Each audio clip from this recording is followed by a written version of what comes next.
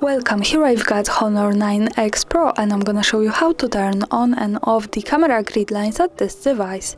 So at first we have to tap on the camera button to open it, and for now we are in the standard photo mode. From here let's go to the right corner to this button. When we tap on it we can open the advanced camera settings. Now let's focus on the capture settings category. At the first place here we have Assistive Grid option, so these are the grid lines at this camera. By using this button from the right we can turn them on or turn them off as we need.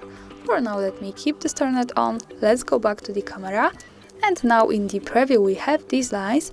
This is useful, for example, when we want to use the rule of thirds in photography or making experiments with composition. Also remember that these lines are not visible at the real picture, so when I take a photo and when I go here to the left to this button, so we go straight to the gallery, we can't see the grid lines at the real picture, so they are only to help us taking better photos.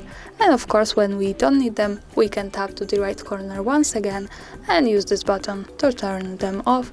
So for now, the grid lines in the camera preview have gone. And that's all. Thanks for watching, subscribe our channel and leave the thumbs up.